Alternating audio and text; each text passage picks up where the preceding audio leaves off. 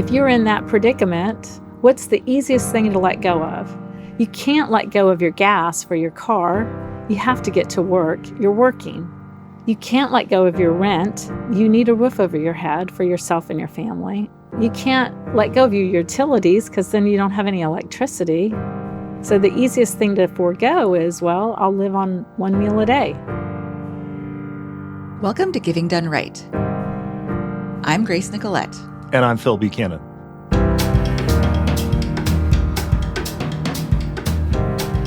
Today, our guest is Julie Butner, President and CEO of the Tarrant Area Food Bank in Fort Worth, Texas. We wanted to have Julie on the show because we're interested in learning more about the impact of the U.S. government's funding cuts on local food banks so that we can help educate our listeners on what's happening and how they can best respond to help their local communities who are impacted by those cuts. Welcome, Julie. Thank you. Glad to be here. Julie, it's so good to meet you, and we really appreciate you spending this time with us. I have seen data that suggests that Texas is now the most food insecure state. Obviously, as a result, the work at the Tarrant Area Food Bank is really vital. Can you start by telling us a little bit about what you do? I know you do more than just provide food. You have community gardens and locally grown food, but love to understand what you do and who it is you're serving. I'll start with the data point that you mentioned, Phil. Texas is now the hungriest state in the nation, and Dallas-Fort Worth is the third hungriest metropolitan area in the United States. And so as people are moving from other areas of the country into this fast-growing Dallas-Fort Worth area, there is a subset of that population that's moving in that is working in jobs that do not pay a living wage. And so folks that are not making a living wage are the folks that we are seeing that need support from the Tarrant Area Food Bank and our network of over 500 nonprofit partner agencies. They are working. So it is surprising, but they're just not earning a living wage. We have a housing shortage. We have a childcare shortage. And when you have shortages, as you well know, supply and demand, those prices go up and it becomes unaffordable. There is a publication that the United Way puts out by area every 2 years called the Alice Report. And within that report, they provide information on what is a living wage. And so when I talk about living wage, I'm talking about 4 basic necessities: rent, utilities, gasoline for your car, and food. Just those 4 things. And in the Dallas-Fort Worth area, you need to make $31 an hour to cover those very basic necessities. Now, you think about all the people you come across in your day-to-day, whether that is the waitress at your favorite restaurant or your dry cleaner, the cashier who's ringing up your groceries. They're not making $31 an hour. And so they're either having to work multiple jobs or they need something to help fill the gap from paycheck to paycheck and are often reliant on the charitable food network. So where do they go? I mean, you have a physical facility, but you also just mentioned 500 nonprofits you partner with. So tell us a little bit more just about the nitty-gritty operationally of how this works. Yeah, oftentimes the public is confused about the difference between a food bank and what we call a partner agency or a pantry. And so if you think of a food bank like Tarrant Area Food Bank, it resembles a distribution center. So U.S. Food Service, Cisco, these large distributors that have big warehouses. So at my main campus, I have an 80,000 square foot warehouse that receives food 6 days a week from just about every retailer, distributor, manufacturer that you can think of in the Fort Worth area. So anything from H-E-B, Tom Thumb, HelloFresh, just anybody that is producing food in this area that is bringing good food to the Tarrant Area Food Bank. We scan it in, we process it, and we immediately put it on a grocery list. It's an online grocery list that our partner agencies, these 500 nonprofits, can access and place an order. And then we use the wonderful support of volunteers, over 80,000 volunteer hours a year, without which we simply could not do this work. Corporations, people, churches, individuals come in and help us process, sort, and send that food right back out to the nonprofit. So, I mean, you think about, we get a truckload of bananas or a truckload of soup, and we check it in to our warehouse, and then we have to break it down into smaller quantities and in variety packs that our partner agencies can handle. And then we ship it back out to the partner agencies. Julie, one more question just to understand how the organization works. Can you say a little bit about size and scope, how many people you serve, budget, staff, volunteers? Sure. Tarrant Area Food Bank is one of the largest food banks in the United States, and we are part of a network of Feeding America food banks. There are 200 food banks across the United States. We cover every city, every county, every zip code in the United States with food support. The Tarrant Area Food Bank represents 13 counties. In those 13 counties, we have about 2.9 million people. And of the 2.9 million people, approximately 580,000 people are food insecure. And what that means is they are not receiving 3 meals a day, 7 days a week. And unfortunately, and very sadly, about 25% of the 580,000 are children in our area. We have an operating budget of around $22 million, $150 million if you count the food, which we have to inventory and account for with the IRS that is donated to us, $150 million with that food, 125 staff members that are devoted to this work and to this mission, and about 80,000 volunteer hours a year. I have 4 buildings that are part of the Tarrant Area Food Bank. I have an administrative building, a distribution center, that 80,000 square feet that I mentioned, an agricultural hub where we're processing fresh produce that is coming to us from the Valley of Texas as well as Nogales, Arizona. So we're mixing fresh produce so that our neighbors are receiving nutritious food. And then I have a satellite facility that supports our 7 most rural counties. Julie, we've been seeing the federal funding cuts across the nonprofit sector. And in March, $1 billion in federal funding to food banks was cut, which I believe was half of the total federal support.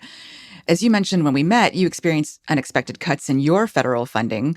Now we also see that there are cuts to SNAP, or Supplemental Nutritional Assistance Program, and other USDA programs. So with this dwindling support shifting more of the cost to fight hunger to the state and local level, can you share how these cuts have affected the food bank's operations and the counties that you work in?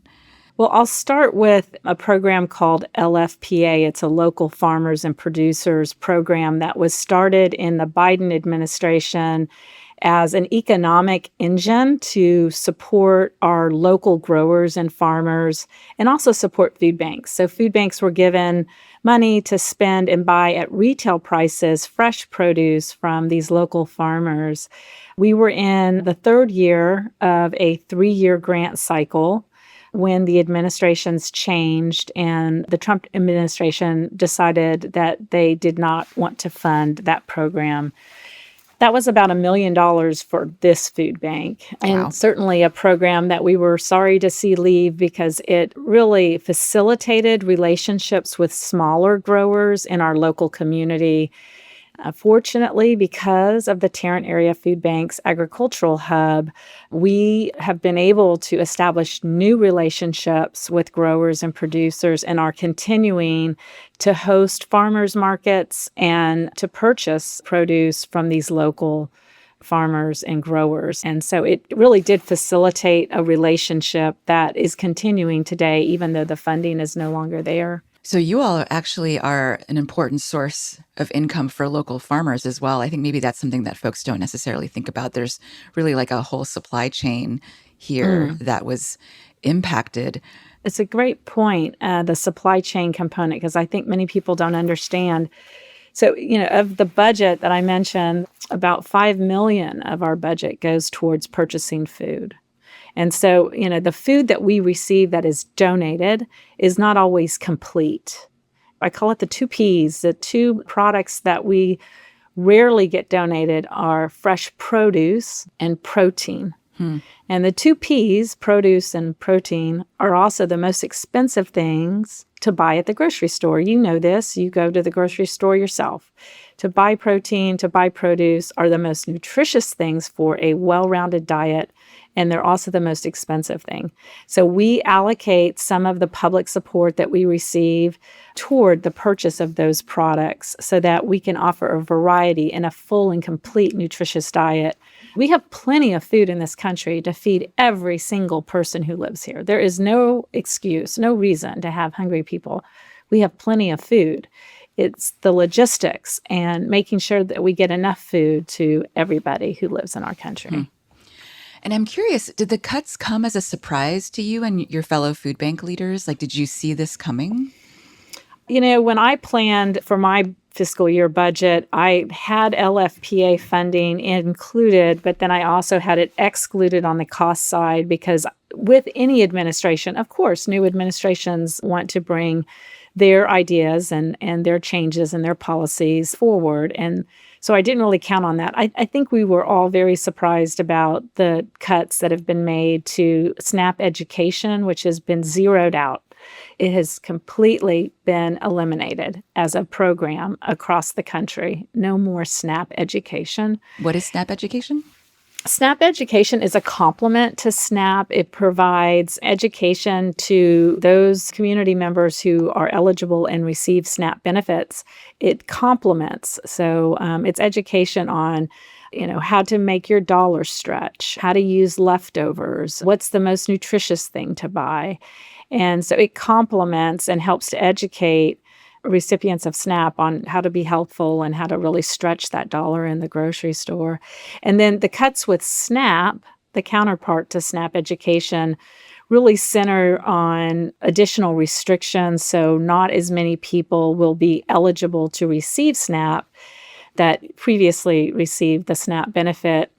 And that's really hard to quantify. And that's the real worry for food banks, because if people are dependent upon a benefit, they no longer receive it, and there's no other source of income to offset it, then naturally they're going to turn to the charitable food industry to support them. And nobody really understands exactly how to quantify how many more people are going to be coming to food banks and our partner agencies, our pantries out in the community for support. We don't know you that well, Julie. I just met you. So you come across to me as a very steady, calm person. So I can't tell how worried you are about what's coming potentially with these SNAP reductions. Is this keeping you up at night? How are you thinking about it and how worried are you? Very worried. Will we have enough food to feed everybody who needs to be fed? So you have to plan as best you can and do as much as you can and hope for the best. Maybe the Trump administration has ideas on other supplemental programs that they will be introducing to the country that will help offset some of the losses that we're seeing with SNAP and SNAP education. Can you sort of play out? I feel like some listeners, and myself included, there might be a lot of distance between sort of the communities that you serve and some of these issues that you're talking about. So can you spell out, what are the implications? So someone is food insecure, their food bank doesn't have enough food for them. I can see someone really cynical saying, well, they're not going to starve, as you said, this is America. But what's your perspective on that? Well, the families that we see are making trade-offs. So maybe they don't get 3 meals 7 days a week, but maybe they have 1 meal 7 days a week. And what's sad about that is there are long-term implications, particularly if these households have children. Children cannot learn without proper nutrition. And so if a mom or a dad is making a decision to not have a meal, that means they're making that same decision for their household. We see this a lot. We celebrated last year the installation of our 100th in-school market, where we have choice markets that are inside of schools so that parents who are dropping or picking up their children can also pick up groceries if they're in need of food.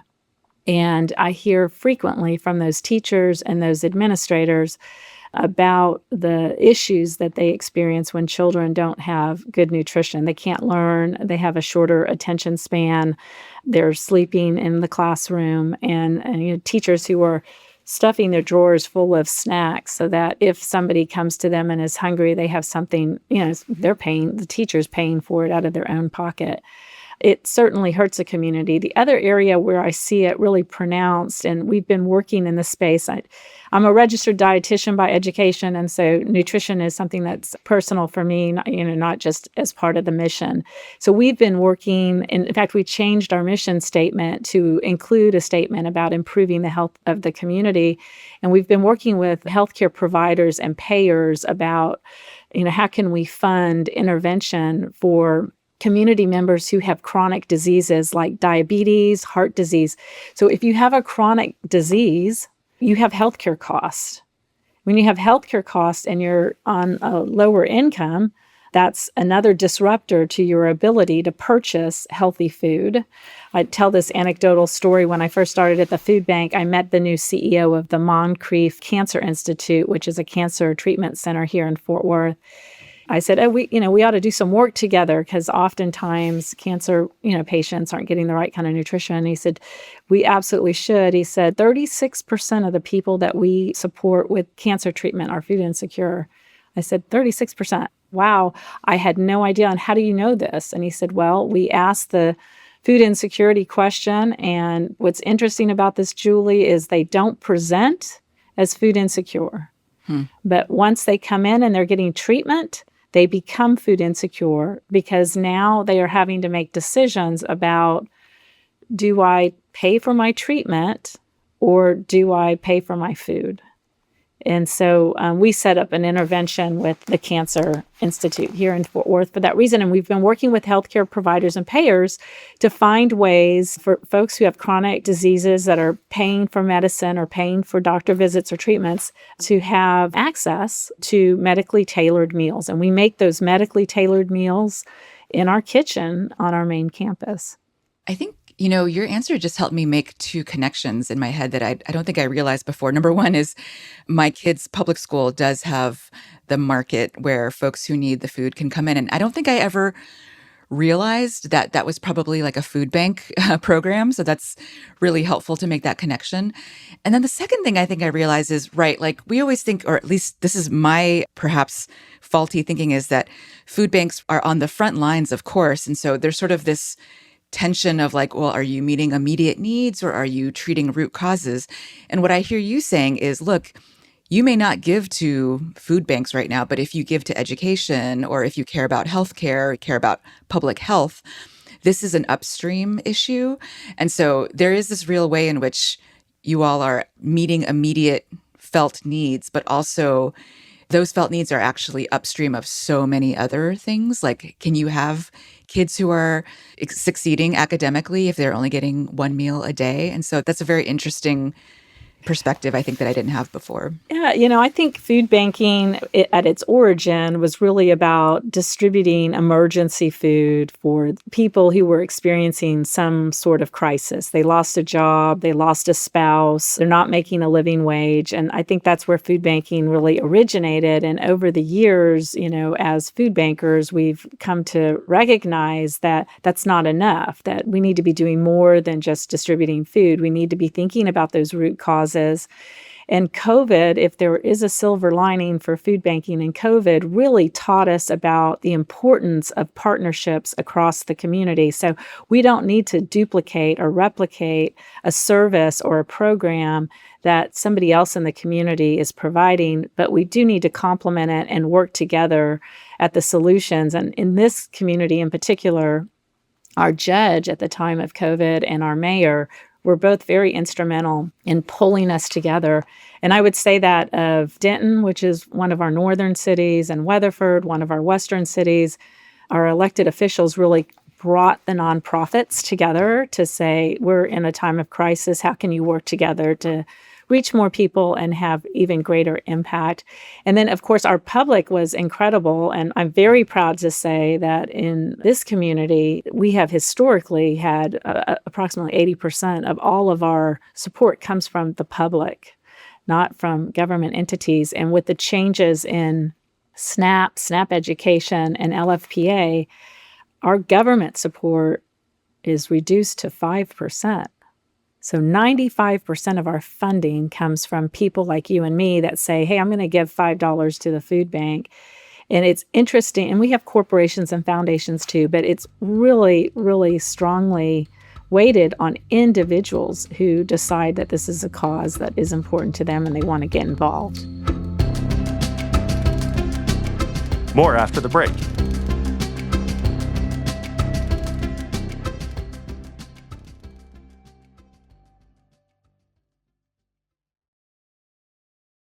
I don't expect you to comment on this, Julie, because this is not a show about politics, and you're in Texas, and I'm sure donors come in every, ideological stripe. But it's hard for me to get my head around the idea that we would be cutting, federal aid to folks for food. And to your point, so often it is children who suffer. And I care about the adults too, and the connections that both you and Grace have made here, like to issues of healthcare, and the idea that somebody getting cancer treatment would have to make those kinds of choices. And we tend to think of these issues in silos. And, if we just have better teachers or a core curriculum, that's going to drive the shifts we need. But you can't learn if you're hungry. And there's so many deep questions about what kind of society are we that we think this is okay. And, I think it's also hard because it's wonderful that donors will step up, but also our politics seems to be ruled by, indifference to others who might need a helping hand. And it's just it's a sad state of affairs. I mean, I would comment that I think, people who are not supportive are just simply not educated about the issue. I have had elected officials from both sides of the aisle, as far left and as far right as you can get, that come to visit that had absolutely no idea about this operation and how it functioned. In fact, I'll tell you this anecdotal story. I started at the food bank in, I think it was January 7th, 2020, and our first COVID case was March 10th, 2020. And so I'm brand new, and a few months, like maybe in May, I get wind of and invited to a call. And the call was, all the nonprofits were on the call, and I came in late, and so I was just listening.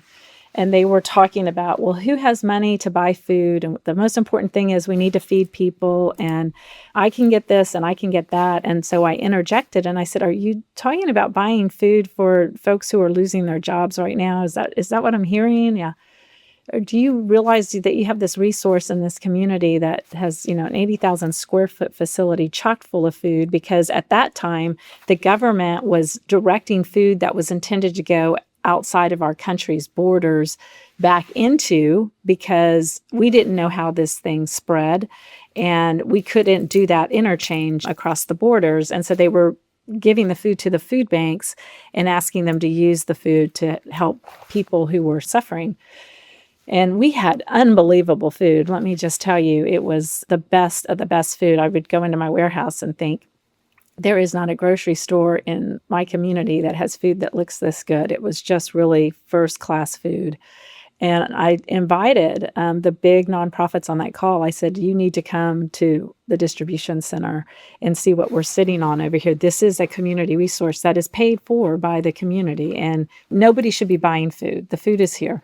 So I say that all, Phil, to say, I think people who really, the passion that you expressed, like nobody can believe that we have people who are food insecure in our country. And it's not just elected officials, corporate executives and all kinds of people who come in here for the first time that, have no idea about the issue.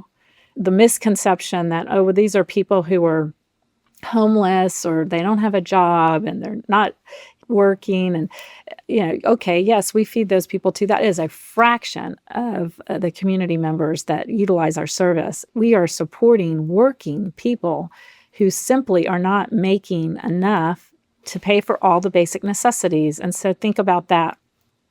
If you're in that predicament, what's the easiest thing to let go of? You can't let go of your gas for your car. You have to get to work. You're working. You can't let go of your rent. You need a roof over your head for yourself and your family. You can't let go of your utilities because then you don't have any electricity, although sometimes they do make that decision, we know. So the easiest thing to forego is, well, I'll live on one meal a day. I hear that, and I think it's so important that people understand working people are food insecure. I also wish we cared about people who aren't working for whatever struggles they're experiencing, including addiction and mental illness. And, I think you're so generous in your interpretation of human behavior and to say it's about ignorance. I think there's, I worry that there's a cruelty in our society as well, and a sort of selfishness that we've lost sight of the moral imperative to care for people regardless of their circumstances and without judgment and with love and understanding. And I do think it is important for you to make the point that many folks are working. And I think that's important to counter some of those who want to say, well, essentially what they're really saying is it's your fault, But I also think it's important to just extend that the help to anyone who needs it, and I feel like our country is moving away from that ethic. I really resonate with that, Phil. And I guess I want to stay on this point for a minute. Julie, I feel like over the years, I've talked to many donors who, if I want to put it the most charitably, which I think you are also, as Phil said, you're very gracious about this, is I do feel like there can be with some donors an overbelief in the power of markets. So one might say, well, maybe cuts to food assistance will incentivize these folks to work harder and get higher paying jobs. Or isn't it a good thing that you are now less reliant on the government and more reliant on the community? Doesn't this actually force those people to make decisions that would then land their families in a better place with higher paying jobs and all of that? Can you just talk about that? Because unfortunately, I do feel like we hear this a lot, right? Folks who are, again, not close to the issue, who think, hard work is the answer to everything. Mm-hmm. Some of that thinking is actually what's behind some of these cuts, right? Like the market will just fix everything. Good golly. We saw this firsthand during COVID, right? Like people are one paycheck away from being completely without any reserve and could lose their house, could lose their job. And that's part of the fear of these cuts that are coming up. We saw the jobs report recently.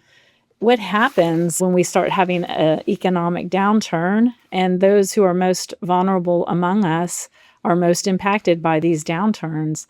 I always try to liken it, Grace, to crisis. Like how do you help people emotionally tie to this issue?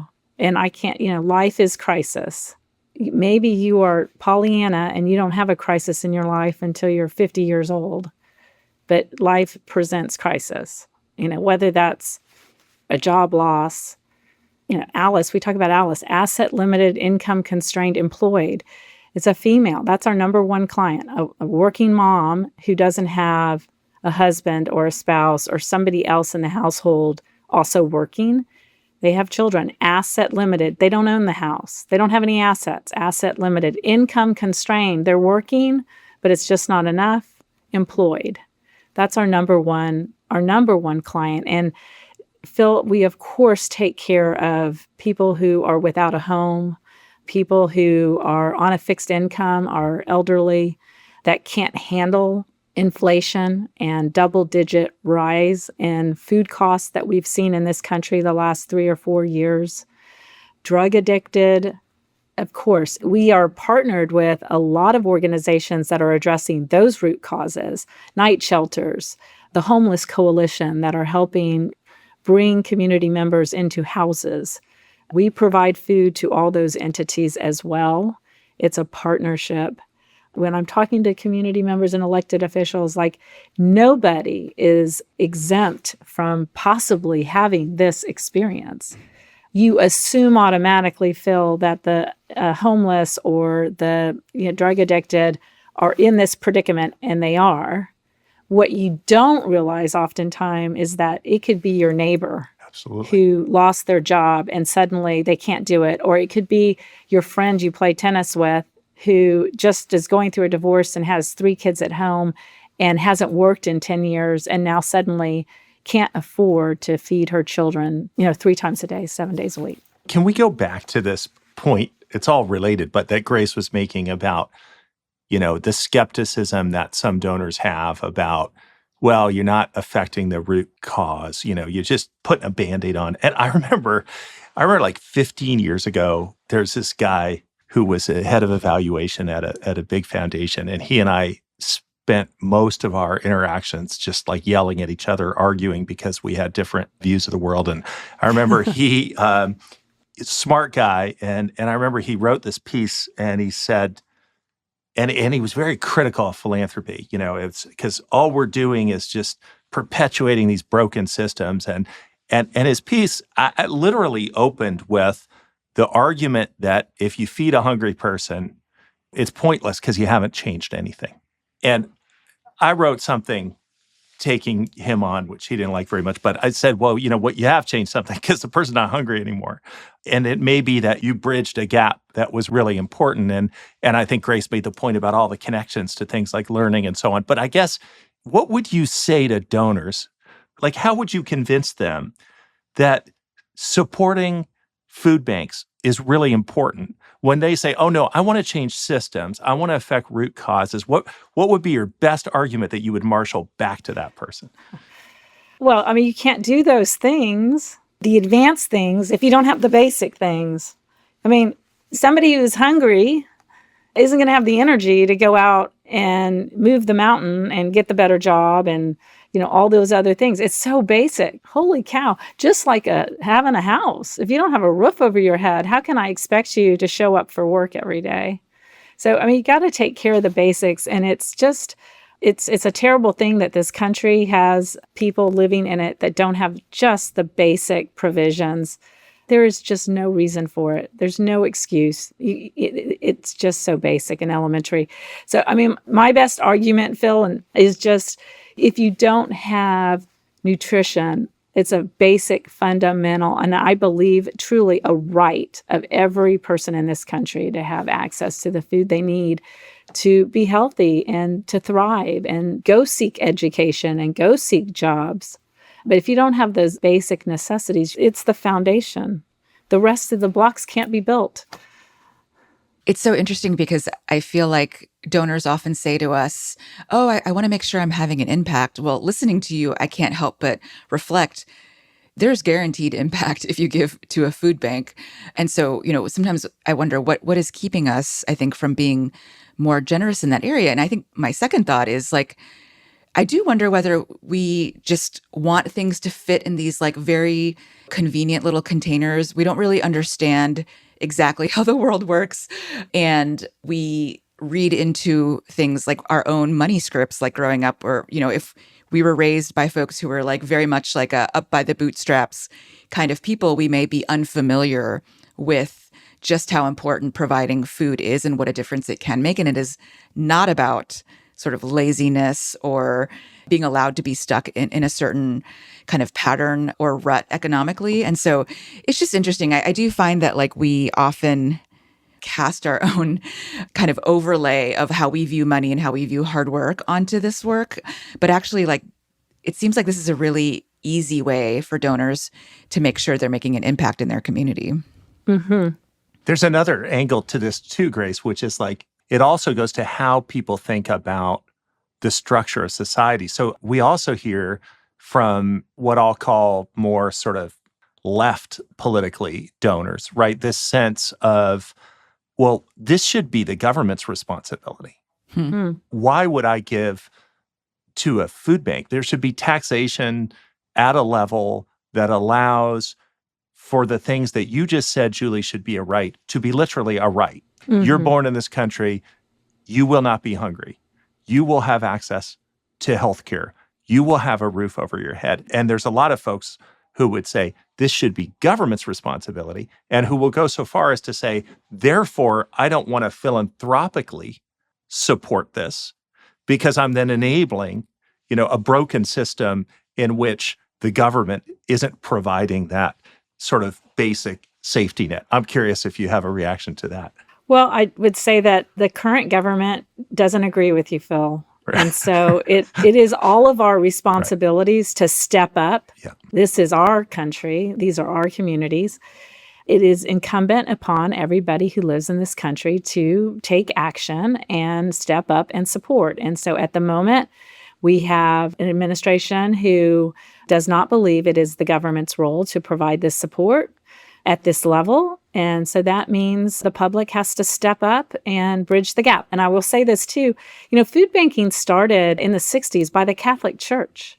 Churches play a very, very important role in helping us with distributing food and addressing food insecurity. In fact, at the Tarrant Area Food Bank, more than 60% of our partner agencies are faith-based organizations. And we work very, very closely with them. And so you see that shift. Different administrations have different viewpoints. My opinion on that is so be it. If an administration doesn't want to support it, then the public should. And if we're in a situation where the administration wants to get more involved in it, well, then that provides a different degree of support. But it is incumbent upon every single one of us to take action and be a part of the solution. It's so basic. Again, there's no excuse for people not having access to the food they need to thrive. And I will say this other piece. While we're very, very disappointed in what has happened with SNAP education and that we haven't yet seen a replacement for the LFPA program, the federal government does still play a very important role in other programs that they fund, the Emergency Food Assistance Program. I mean, we continue to receive great support. It's different, it's shifting, it's changing. I'm hopeful that new programs will come about. But I think we're all just very frustrated with the fact that we continue to have people in our country that don't have access to the food they need. This should not be. How do you know that you're making an impact with sort of the better quality food? And when you were talking earlier, I was thinking to myself, man does not live by Cheetos alone. You know what I mean? It's like, I'm sure you get a lot of processed food, but how do you know that the healthy food is being consumed, I guess? Well, we have a great inventory system. So we know exactly by product, what kind of food we're receiving and what kind of food we're distributing. We also have healthy guidelines that we follow. And so we actually color categorize product, green being the most healthiest, then yellow, and then red for the least frequency. For the Cheetos. I mean, she said Cheetos. I like Cheetos in mine. Me too. But we have a nutrition policy council that helps to establish nutrition policies and guidelines that we abide by as a food bank. But then beyond that, that when we talk about food distribution, which is where food banks originated, and very important part of our work is providing emergency support to people in need of food. But the other side of the work that we do, which we call shortening the line, or programs to help end hunger or reduce food insecurity rates, we do a great deal of work in that area. The healthcare partnerships that I mentioned earlier do have health outcomes tied to them, where we're measuring pre and post biometric data, as well as behavioral assessment of changes that are being made after receiving nutrition education. And we know those programs work. We've been doing that for a number of years now. We also have very strong gardening and education programs. Over 100 small garden partnerships where we provide seeds for food, equipment to garden, to churches, to individuals, to other nonprofits, so that people can learn. Even in an apartment, you can grow tomatoes and cucumbers. And for folks that are coming from other countries that maybe don't know about the produce that we grow here, to learn how to prepare it, how to cook it, how to make it last. So we provide those types of educational supports. A lot of programming. We work very closely with veterans. We have a large veteran community here in the Tarrant area. And so we're working with a lot of different veteran groups, a lot of ways of measuring besides just measuring what type of food are we receiving and what type of food are we distributing. We know that the nutrition is critical. So it seems like there's just so many facets of the work. So if someone is listening and they're thinking to themselves, okay, I'm sold. Where do I find my local food bank? If they go to the Feeding America web page, you can enter in your state and it will list all of the food banks that are located in your state, and you can find the one that's closest to you. And I always recommend, if you have not been exposed to the work and you're now interested, maybe we've enlightened and sparked a flame with some folks, and hopefully that's the case. Go visit. All of the food banks offer volunteer opportunities. We have volunteer opportunities in our kitchen, in our gardens, assisting with nutrition education, in addition to the very important work in the distribution center of repackaging product. Go volunteer, call the food bank and ask for a tour and let them describe the work that they're doing. A lot of the work we're doing across the country is consistent and the same, but then there are pockets of food banks that are doing unique work, and that's how we learn from one another in the program area with measured outcomes and measured success. That's how we all learn and become more innovative and hopefully have an impact on food insecurity. Could you say a little bit about whether food banks need cash or food directly from donors? You know, some of us as kids, we helped our moms round up the about to expire cans in our pantry and we donated them. And now that I'm an adult, I'm like, oh, I can't believe we did that. That's terrible. That's actually not what they need. And so can you tell us a little bit about how you think about that? Yeah, I think when food banks started, the idea of canned food drives and, pulling things from your own cupboard and bringing them down was the thinking. And that's just not the case anymore. When you're dealing with thousands and thousands of people, it's actually inefficient to have a bag of something that somebody brought from their home to try to bring that into the warehouse and process it. These are very, very large distribution centers that are processing thousands and thousands of pounds a day. And so the bulk is what we need. If you have smaller quantities, and I sometimes still get those phone calls and inquiries, and I direct them to our partner agencies, which are much smaller organizations that could benefit from that. The other thing I would mention is we have a very large supply chain network. If the Tarrant Area Food Bank is spending $5 million a year on purchasing food, protein and produce that's hard to get from donations, you can imagine across the country, there are 200 of us, the amount of food that we're purchasing to provide food into our communities. So we have a supply chain arm within the FANO network, and we aggregate the volume of those purchases to negotiate the lowest prices possible because, we're working on limited budgets. And so the best way for us to get food is through our own supply chain arm rather, and the donations, of course, from big manufacturers and retailers rather than from individual community members. So the best thing an individual community member can do to support the mission of ensuring that everybody has access to nutritious food is, one, to volunteer your time to help us with the food. Two, donate your dollars. All of us have websites. You can go online and provide a donation to your local food bank.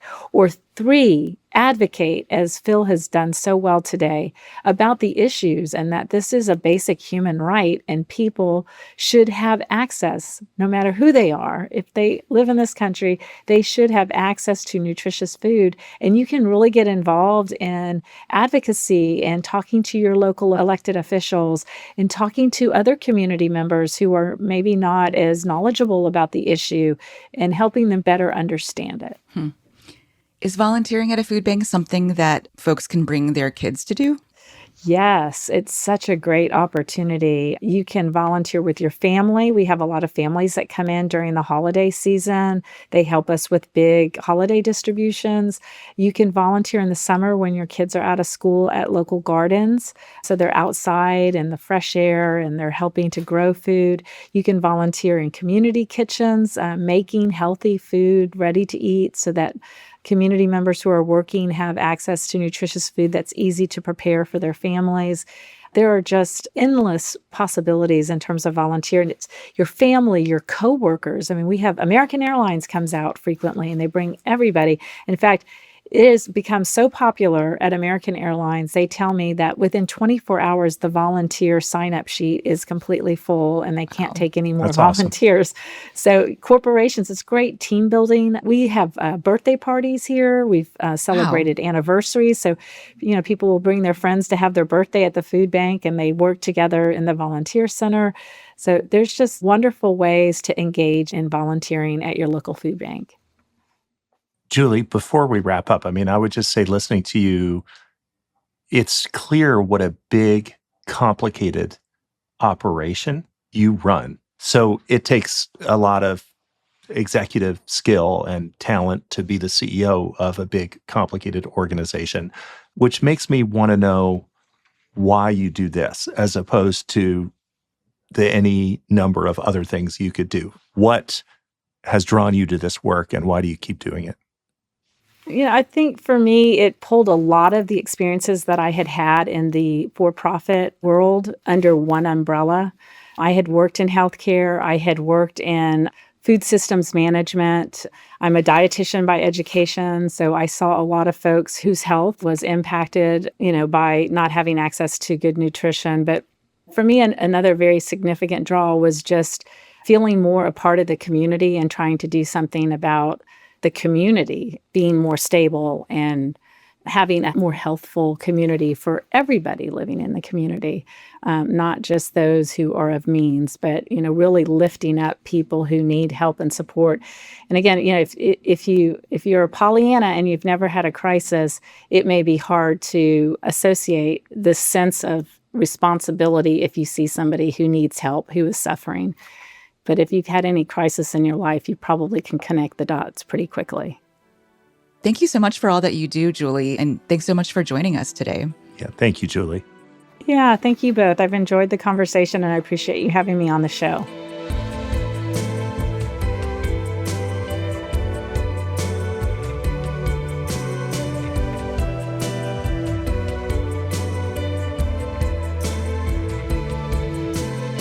There are a slew of resources about effective giving on the Center for Effective Philanthropy's website, cep.org, as well as givingdoneright.org, where you'll find all our episodes and show notes. You can also send us a note at gdrpodcast@cep.org. We want to thank our sponsors who've made this season possible, including the Stubsky Foundation. And a note that any opinions expressed by our guests on the show do not necessarily reflect the views of CEP or our sponsors.